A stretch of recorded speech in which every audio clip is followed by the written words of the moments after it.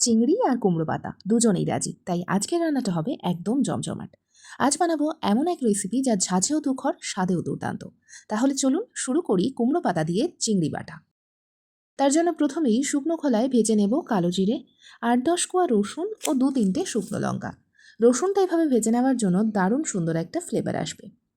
ব্যাস, এবার কড়াইতে সর্ষের তেল গরম করে পেঁয়াজ হালকা করে ভেজে তুলে নেব। খুব বেশি কিন্তু ভাজবো না। এবার সেই তেলেই দিয়ে দিচ্ছি নুন হলুদ মাখিয়ে রাখা চিংড়ি মাছগুলো, হালকা ভেজে তুলে নেব। এবার কড়াইতে দিয়ে দেব ছোট ছোট করে কেটে নেওয়া কুমড়ো পাতাগুলো।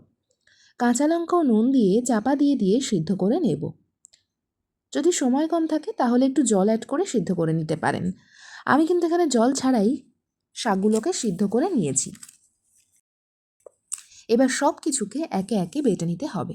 প্রথমেই বেটে নিচ্ছি রসুন, কালো জিরে ও শুকনো লঙ্কা। আপনারা এটা মিক্সচার মেশিনেও বেটে নিতে পারেন। এবার দিয়ে দেব কুমড়ো পাতাগুলো। এটা কিন্তু খুব ভালো করে মিশিয়ে নিতে হবে। শেষে দিয়ে দিচ্ছি চিংড়ি মাছ। চিংড়ি মাছটা দিয়ে খুব ভালো করে সমস্তটা সুন্দর করে বেটে নিচ্ছি। সব শেষে অ্যাড করছি ভাজা পেঁয়াজ। জাস্ট একবারই হালকা হাতে বেটে নেব। সব শেষে দিয়ে দেব স্বাদমতো নুন ও সর্ষের তেল। ব্যাস, তাহলেই কিন্তু তৈরি হয়ে যাবে। কুমড়ো পাতা আর চিংড়ির এই জুটি যদি আপনাদের মন জয় করে থাকে তাহলে একটা লাভ রিয়াক্ট দিয়ে কমেন্টে মতামত জানিয়ে যান। আর শেয়ার করে ফেলুন রান্নাপ্রেমী বন্ধুদের সঙ্গে। দেখা হবে আবারও একটি নতুন ভিডিও নিয়ে। ভালো থাকবেন, সুস্থ থাকবেন।